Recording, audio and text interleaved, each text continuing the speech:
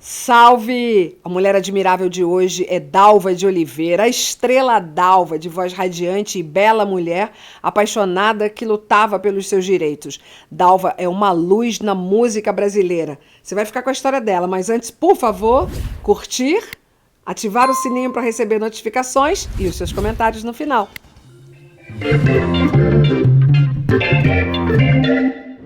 Dalva de Oliveira foi uma das grandes estrelas da era do rádio, dona de uma voz e estilo inconfundíveis, uma carreira de altos e baixos que reúne mais de 400 gravações. Dalva conquistava os fãs com interpretações sensíveis e apaixonadas. Ela se jogava na música. Ela nasceu Vicentina de Paula Oliveira em maio de 1917, em Rio Claro, interior de São Paulo. Era a primogênita de Mário Antônio de Oliveira e da portuguesa Alice do Espírito Santo de Oliveira, que tiveram depois mais 3 filhas, Nair, Margarida e Severina. O casal teve ao todo 7 filhos, mas só as 4 meninas sobreviveram. O nome Vicentina teria sido uma promessa a São Vicente de Paulo pela primeira gravidez de Alice. Uma família humilde. O pai era marceneiro e carpinteiro da Companhia Paulista de Estradas de Ferro e músico nas horas vagas. Ele tocava saxofone e clarinete e, além de serenatas, fez parte do conjunto musical Os Batutas. Mário, desde cedo, percebeu o talento da filha para o canto. Meu pai era músico, um desses músicos boêmios de Rio Claro. Tocava clarineta e depois começou a estudar saxofone. Foi um dos primeiros a tocar esse instrumento na cidade. Depois das 6 da tarde, ele saía para fazer as serenatas e eu ia com ele. Subia num banquinho e começava a cantar. Ele me ensinava as letras, os tons, como entrar para cantar na música. E eu ia muito empolgada, porque já era o que eu queria ser, cantora. Por isso, caprichava. Aquilo me animava, aquelas valsas, tangos e choros. Imagina, Piquetuxa. Dalva perde o pai antes de completar 10 anos. Um momento difícil para a família. Alice e as filhas passaram por dificuldades financeiras. Alice muda com as meninas para a capital atrás de melhores oportunidades. Ela consegue um emprego de governanta num casarão no bairro da Liberdade e coloca as meninas no internato da Fundação Carolina Tamandaré, conhecido como Colégio Tamandaré.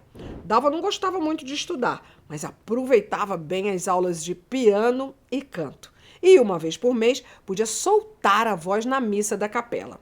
Dalva sai do internato depois de 4 anos por causa de uma infecção na vista e passa a viver na casa da família onde a mãe trabalhava. Ela se torna babá e arrumadeira até conseguir uma vaga como auxiliar de cozinha do Hotel Metrópole, para logo depois assumir o posto de cozinheira no hotel. Cozinhar era uma de suas habilidades. Nos tempos livres, ela gostava de ir ao cinema ou ao circo e já sonhava, desde pequenininha, ser artista. Dalva consegue um emprego de faxineira em uma escola de balé onde havia um piano. Enquanto limpava, gostava de cantar. O pianista da escola ficou encantado com a voz dela e apresentou Dalva para o empresário e cômico Antônio Zovetti. A partir desse encontro, Vicentina se tornou a garota prodígio de uma trupe musical, sempre acompanhada de perto pela mãe. Nós trabalhávamos em um circo desmontável com tablado. Viajávamos eu, minha mãe, o velho Antônio Zovetti e alguns familiares dele. Eu era a menina prodígio. Nos intervalos dos números da família Zovetti, eu entrava e ficava cantando. Ficamos na estrada mais ou menos 7 meses. Quando chegamos a Belo Horizonte, o Zovetti adoeceu e a trupe se dissolveu. Dalva corre atrás de novas possibilidades e é aprovada em um teste na Rádio Mineira. Eu e minha mãe ficamos sem dinheiro e nos aconselharam a ir até a Rádio Mineira, que foi inaugurada em 1931. Eu fazia programas por hora e ganhava um cachê de 10 contos. Tinha uns amigos de São Paulo que estavam em Belo Horizonte e nos ofereceram uma casinha para viver. Era no bairro das Flores, se não me engano. Minha mãe disse que Vicentina não era nome para uma cantora de rádio. E foi nessa casa que minha mãezinha me batizou de Dalva de Oliveira. Dalva queria mais e convence a mãe a irem para a capital federal, um lugar onde tudo acontecia. Em meados da década de 30, a família, Dona Alice, Dalva e as irmãs, já fora do internato, se mudou para o Rio de Janeiro. Elas vão morar no centro, numa casa de cômodos, chamada também de Cabeça de Porco, lugares de residências coletivas.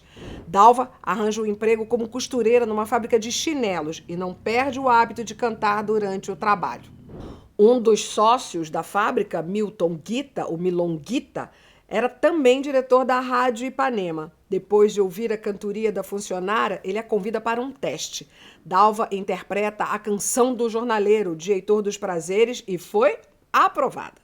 Depois dessa experiência, ela canta em várias outras rádios. Em 1935, é contratada por Edmar Machado para fazer parte do elenco da Rádio Marinque Veiga, uma das grandes da época. Através de Edmar, ela é apresentada ao maestro Gambardella, famoso professor de canto. Ele melhorou o fôlego dela e sugeriu que utilizasse a sua voz para o canto popular, apesar do evidente talento para o lírico. Dalva ingressa como cantora e atriz na companhia de artistas da Casa de Caboclo, no Teatro Fênix, onde conhece e trabalha com Jaime Costa e Vicente Celestino. Esse você conhece. E é através de Celestino que ela faz pontas nas operetas Viúva Alegre e Conde de Luxemburgo. Dalva era amiga de Noel Rosa. Os dois gostavam de sair juntos para fazer serenata. Pensa nessa cena, Dalva de Oliveira e Noel Rosa nas ruas do Rio de Janeiro cantando. Dalva conhece o cantor e compositor Erivelto Martins no Teatro Pátria, também chamado de Cine Pátria ou Teatro da Cancela, porque ele ficava no Largo da Cancela, em São Cristóvão, zona norte do Rio. Um encontro que mudaria a vida de ambos. Dalva, nessa época, usava longas tranças e cantava canções suaves, doces, próprias para uma jovem ingênua. Erivelto, que já tinha 2 filhos, ficou encantado. Os dois se apaixonaram e decidiram ficar juntos. Nessa época, Erivelto formava a dupla Preto e Branco com Nilo Chagas e logo Dalva se junta a eles para formarem o trio Dalva de Oliveira e dupla Preto e Branco. Em 1937, o trio gravou o primeiro disco para a RCA Victor, contendo 2 músicas, Itaquari e Ceci e Peri, ambas de Príncipe Pretinho.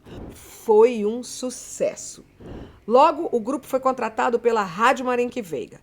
César Ladeira, locutor e diretor artístico da rádio, anunciava: "E agora vamos ouvir Dalva de Oliveira e dupla Preto e Branco, um trio de ouro." A expressão pegou, trio de ouro. Era o novo nome do grupo.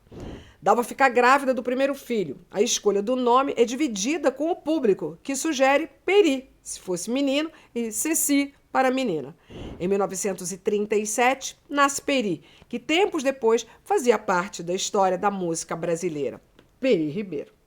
Dalva e Erivelto casam numa celebração umbandista, religião do compositor. Logo depois, nasce o Biratã, o Billy, produtor de televisão. A essa altura, o casal tem uma vida mais estável, pelo menos financeiramente. Dalva e Erivelto moram próximo ao Cassino da Urca, zona sul do Rio de Janeiro, e fazem sucesso com várias gravações. A Ave Maria do Morro, uma composição icônica de Erivelto na voz de Dalva, está nos primeiros lugares das paradas. A rádio, das décadas de 30 a 60, foi responsável pelo lançamento de muitos ídolos. Dalva e Erivelto estavam entre os maiores nomes da música popular brasileira. A parceria entre Dalva e Erivelto funcionava mais nos palcos do que em casa. O compositor tinha aventuras extraconjugais, coisa comum para o machismo da época, mas Dalva não aceitava a situação. O casamento, que começou com paixão e bom entrosamento musical, logo se torna uma relação desgastada, onde cabia até violência doméstica. O casamento ia mal, mas tinha o trabalho. O trio segue para uma turnê na Venezuela com a companhia da comediante Dercy Gonçalves, outra mulher admirável. As apresentações não foram bem-sucedidas e o grupo tem que voltar com a ajuda da Embaixada Brasileira. Dalva não aceita essa condição e resolve ficar para se apresentar com o pianista Vicente Paiva. Erivelto não acompanha a mulher e vem para o Brasil. A separação é oficializada em 1949. Era o fim do casamento e do trio de ouro que durante 13 anos tomou conta das rádios brasileiras. Erivelto forma uma nova família, mas a separação de Dalva rende páginas dos jornais e revistas da época e inspira novas composições. Dalva volta para o Brasil para uma nova fase na sua carreira e da vida. Ela precisa manter o padrão de vida que tinha conseguido para os filhos, mãe e irmãs. Compra uma grande casa em Jacarepaguá, zona oeste do Rio, onde abriga toda a família. Em 1950, ela grava o samba Tudo Acabado, de J. Piedade e Oswaldo Martins, sob as bênçãos de Vicente Paiva, um dos diretores da gravadora. Um estouro de vendas e audiência, como se dizia na época. Tudo acaba entre nós, já não há mais nada, tudo acabado entre nós, ontem de madrugada. Dalva gostava de cantar letras apaixonadas que tocavam o coração do público. A partir daí, foram vários outros sucessos em tons dilacerantes que deixavam no ar recados para o ex-marido. Erivelton respondia com outras canções num duelo sensacional de dor de cotovelo, tudo acompanhado pelo público. Dalva já era fragilizada socialmente por ser cantora, é atacada moralmente e perde por um tempo a guarda dos filhos. Uma batalha que foi parar na justiça e coloca as crianças por um tempo em um internato. Em 1951, com a vida mais estabilizada, Dalva de Oliveira é coroada Rainha do Rádio pela Associação Brasileira de Rádio, a ABR, um grande evento na época. Era uma das artistas que mais vendia discos e se apresentava com sucesso no exterior. Dalva casa com o argentino Tito Clemente e divide o tempo entre Buenos Aires e o Rio. O casal adota uma filha, a Gigi, e separa-se no início dos anos de 1960. Ela retorna ao Brasil em 1963, um país diferente, com a TV começando a fazer sucesso. Dalva volta às gravações e emplaca O Rancho da Praça 11, de João Roberto Kelly e Chico Anísio. O terceiro e último marido foi o português Manuel Nuno Carpinteiro. O casal sofre um grave acidente logo no início da relação, um acontecimento que marcaria a vida dela.